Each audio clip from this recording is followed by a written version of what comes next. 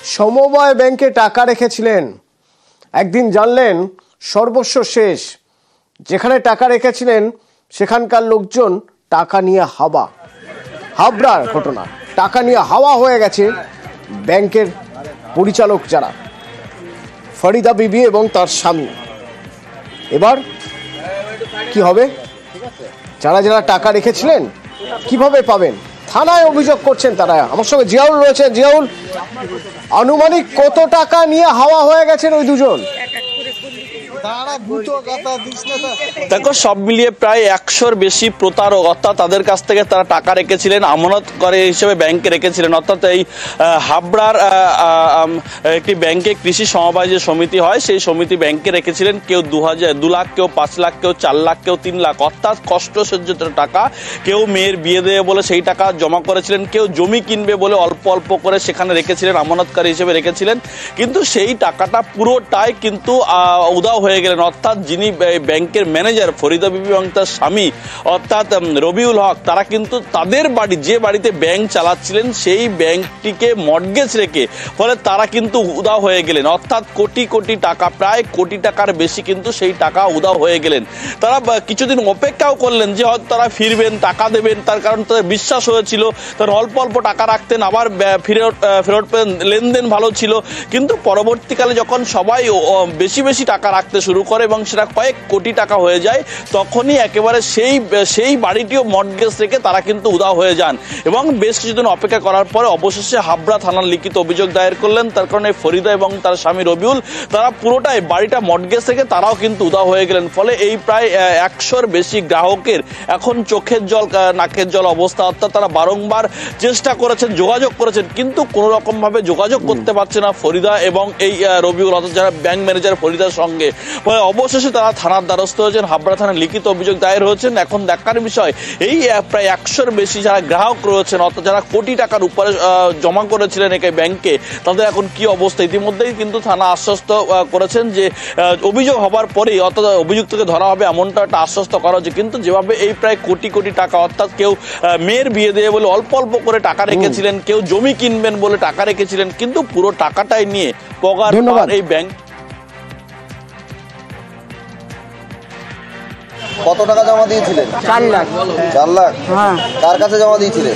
ওই যে রবির ব্যাংকে নাতির বিয়ে দেবো বলে, তাই এই টাকা কটা রাখছিল। মানুষের বাড়ি কাজ করি, এটা সেটা শাক পাতার বেচি, অনেক কিছু করে কাজ করি, এইসব করে টাকা জমিয়েছি। হ্যাঁ, আমি প্রচুর থানায় এসেছি, অবজেকশন করেছি, কিন্তু এই লোকে আর লোক পাইনি, আমি একাই এসেছি। আমার প্রায় 5 লাখ 5.5 লাখ টাকা। ওটা বাড়ির কাছাকাছি তো, এবার আর ব্যাংকগুলো অনেক দূরে, আর এটা কাছের গোড়ায়, সবসময় যাওয়া আসার জন্য আমি এখানেই ওর জন্য করেছি। কাছের ধারে বলে টাকা বেশি দেওয়া হবে এই সব বলেছে। বাড়ির ধারে গিয়ে 1 বছর 5 বার যেত। হ্যাঁ হ্যাঁ, ভালো ব্যবহার করতো। এই করে করে আমরা, এবার আমার ছিল পোস্ট অফিসে, আমি তুলে এনে ওখানে রেখেছি। তাও ওরা মনে 70-80 জন লোক হবে, অনেক লোক, শুধু আমার একা না, অনেক লোকের টাকা এরকম করেছে। এদিকে মুর্শিদাবাদে ঘর ছাড়াদের সঙ্গে সাক্ষাৎ করলেন সুকান্ত মজুমদার। পুলিশ প্রশাসন হঠাৎ ঘর ছাড়াদের ফেরাতে উদ্যোগী, এই বলেই কটাক্ষ করলেন। ঘরে ফিরতে চাপ দেওয়ার অভিযোগ করছেন সুকান্ত। মালদা বৈষ্ণবনগরের স্কুলে ঘর ছাড়াদের সঙ্গে দেখা করেন। মুর্শিদাবাদের ঘর ছাড়াদের জন্য বিজেপির কন্ট্রোল রুম।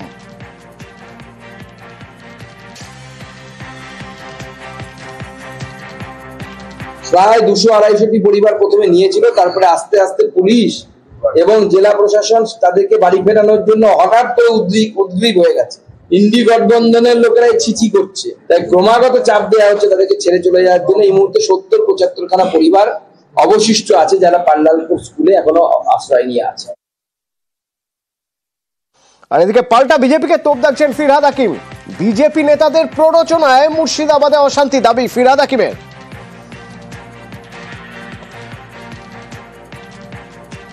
পরিস্থিতি আয়ত্তের মধ্যেই আছে। হুলিগানিজম এর একটা শেষ হয়, এর পেছনে কারা সেটা নিয়েও অনুসন্ধান হওয়া উচিত। ধর্ম নিরপেক্ষতার পীঠস্থান হচ্ছে পশ্চিমবঙ্গ। সেই পশ্চিমবঙ্গকে কলঙ্কিত করার জন্য যারা এই পরিকল্পনা করেছিলেন তাদের ধিক্কার জানাই এবং পুলিশকে বলবো কঠোরতম শাস্তি এদের জন্য দিতে কোর্টের মাধ্যমে। বিজেপির কোনো নেতা তাদেরই এই প্ররোচনা। হঠাৎ করে ওয়াকফ বিল, হঠাৎ করে ধর্মীয় বিভাজন করা, হঠাৎ করে হিন্দুত্ব জিগির তোলা, সবাইকে নিয়ে ধর্ম নিরপেক্ষ আদর্শ বাবা সাহেব আম্বেদকরের সেই আদর্শ নিয়ে আমরা বাঁচব। অশান্তি ছেড়ে অনেকেই বসত বাটি ছেড়ে চলে গিয়েছিলেন, তাদের মধ্যে অনেকে আছেন যারা ফিরেছেন। গতকাল রাতে 19 জন তারা আবার ফিরে এসেছেন। এর আগে তারা মুর্শিদাবাদ থেকে মালদায় ফিরে গিয়েছিলেন এবং পুলিশ ভিডিও করে রেখেছে। যারা যারা এলাকায় ফিরছেন তার ভিডিও প্রকাশ করছে, যাতে বাকিরাও ভরসা পান, বাকিরাও যাতে ফিরে আসেন। এখনো পর্যন্ত কতজন ঘর ছাড়া, এলাকা ছাড়া এবং কতজন ফিরে এসেছেন, কি হিসেব আছে? আমার সঙ্গে সান্নিক রয়েছেন, বলতে পারবেন সান্নিক? দেখো অতনু, এই অশান্তি শনিবারের বিকেলের পর থেকেই আর নতুন করে কোনো সেই রকম অপ্রীতিকর ছবি মুর্শিদাবাদ জেলায় সেভাবে দেখতে পাওয়া যায়নি, তেমনটা পুলিশের তরফে সরকারিভাবে জানানো হয়েছে।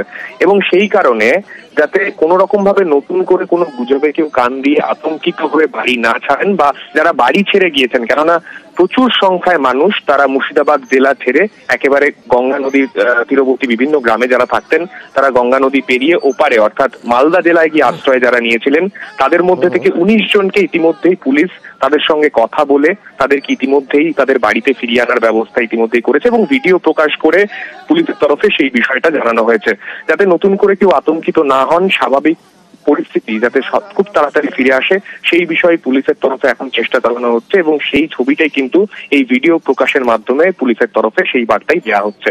অতনু, ধন্যবাদ। শনিবার আমরা যদি আফটারনুন থেকে ধরি, কোন রকম মেজর ইনসিডেন্ট আমরা কিন্তু জঙ্গিপুরে হয়নি। ডিজিপি ওয়েস্ট বেঙ্গল সহ DGP SCRB, ADG STF, ADG CIF এবং অন্য সিনিয়র অফিসাররা ক্যাম্প করছেন জঙ্গিপুরে। ইতিমধ্যেই কিছু কিছু দোকানপাট খুলতে আরম্ভ করেছে এবং life coming back totally to normal, সেটা খুব শীঘ্রই আমরা করতে পারবো। নিজেদের গ্রাম ছেড়ে অন্যত্র চলে গেছিলেন, তাদের মধ্যে কাল রাত্রেই 19 জনের মতো ফিরে এসছেন। Peaceful doesn't mean normalcy. 36 ঘন্টায় এরকম কোথাও কোনো এমন ইনসিডেন্ট হয়নি যেটা খুব অ্যালার্মিং বা কোনো রকম প্রবলেম আছে। রিউমার্স আর দেয়ার, লোকজনের মধ্যে কিছু ভয় আছে, ভীতি আছে, সেটাকে আমরা নিজেদের কনফিডেন্স বিল্ডিং মেজার্স দিয়ে এফেক্টিভ রুট মার্চ করে, এফেক্টিভ পিকেটিং করে, লোকদের সঙ্গে কথাবার্তা বলে, যারা এফেক্টেড পার্টিজ আছেন তাদের সঙ্গে বসিয়ে মিটিং করে জিনিসটাকে যতটা নর্মালসি করা যায় মেন্টালি এবং ফিজিক্যালি। কিছু মানুষ যারা ঘর ছেড়েছিলেন তারা ফিরে আসছেন ধীরে ধীরে। কিছু মানুষ পুলিশ প্রশাসনের উপর ভরসা রেখে রাস্তায় বেরোচ্ছেন, কিছু মানুষ এখনো ভয়ে আছেন। শুধুমাত্র এক জেলা থেকে আরেক জেলায় নয়, তারা ভিন রাজ্যে পাড়ি দিচ্ছেন, ঝাড়খণ্ডে চলে যাচ্ছেন। যেমন মণ্ডল পরিবার, দুধের শিশু নিয়ে এই গরমে টোটোয় করে 2 ভাই তাদের পরিবার নিয়ে যাচ্ছেন ঝাড়খণ্ডে। ধুলিয়ানের লালপুর গত কয়েকদিন ধরে মুর্শিদাবাদের যে সমস্ত জায়গা থেকে অশান্তির খবর এসছে তার মধ্যে অন্যতম ছিল হচ্ছে এই জায়গাটি। একেবারে গঙ্গা নদীর পাড়ে থাকা সেই জায়গা, যেখানে পুলিশের তরফ থেকে বারবার ধরে গিয়ে ক্যাম্পেনিং করা হচ্ছে, সেখানে যাতে মানুষজন নির্বিঘ্নে থাকতে পারেন সেই প্রচার করা হচ্ছে। ব্যবস্থা যে প্রশাসনের তরফ থেকে নেওয়া হচ্ছে সেই বার্তা দিলেও সেখানকার বাসিন্দাদের মধ্যে এখনো পর্যন্ত ভয় কাটেনি। রাত্রে থাকতে পারা যাচ্ছে না গো, রাত্রে সারা রাত ঘুমাচ্ছি না, থাকা কঠিন হয়ে যাচ্ছে। ওই দিক থেকে তারওয়ালি আসছে, ওই দিক থেকে বম ফাটাচ্ছে, কি করে থাকবো ছোট বাচ্চা নিয়ে বলেন? হ্যাঁ, তো এখন তার জন্য আমরা বেরিয়ে যাচ্ছি।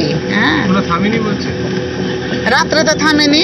এর আগে এই ধরনের কোনো অশান্তির খবর কখনো ঘটেনি, ফলে যারা এখানকার দীর্ঘদিনের বাসিন্দা তারাও কার্যত অবাক হয়ে গিয়েছে। ভয়ের কারণে যাচ্ছি আমরা। হ্যাঁ, নিজেদের বাড়ি, কোটালপুকুর আমাদের বাবার বাড়ি। প্রশাসন তো এখন রাস্তায় নেমেছে, প্রশাসন বললো কি আপনারা চলে যান, ছোট বাচ্চা নিয়ে এখন আপনারা ভয় লাগছে, আপনারা চলে যান। বললেন উনি কিছু বেরিয়ে যান, আপনারা পালাবেন, ছোট বাচ্চাটার কি হবে বলে আমরা যাচ্ছি। কেউ ধুলিয়ান ছেড়ে মালদাতে নদী পেরিয়ে, কেউ বা ধুলিয়ান ছেড়ে ঝাড়খণ্ডের উদ্দেশ্যে রওনা হচ্ছেন। ক্যামেরায় অসিত দাসের সাথে আবির ঘোষাল, নিউজ 18 বাংলা, মুর্শিদাবাদ।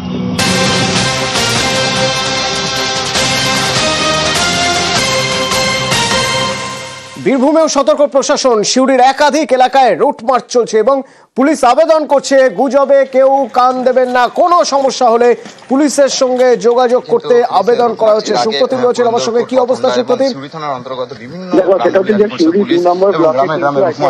গ্রামে কিন্তু শিউরি থানার পুলিশের টহলদারি হলো এবং সেখানে রাস্তা নিয়ে টহলদারি এবং বিভিন্ন গ্রামে যেমন শিউরি, পুরন্দরপুর, পতনগা, গোপালপুর বিভিন্ন গ্রামে, এবং সেখানে কিন্তু এই রুট মার্চ করা হলো এবং সেই রুট মার্চের পাশাপাশি গ্রামবাসীদের সঙ্গে কথা বলে শিউরি থানা অফিসার এবং তাদেরকে বলে যে কোনো রকম গুজবে কান না দিতে এবং কোনো রকম কোনো অসুবিধা হলে সঙ্গে সঙ্গে কিন্তু শিউরি থানার সঙ্গে যোগাযোগ করতে।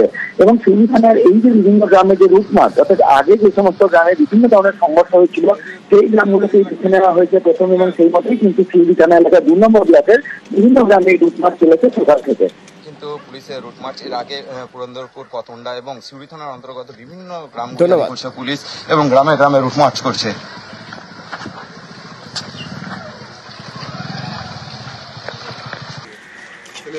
এদের তো এলাকা নাকি দেখলেন?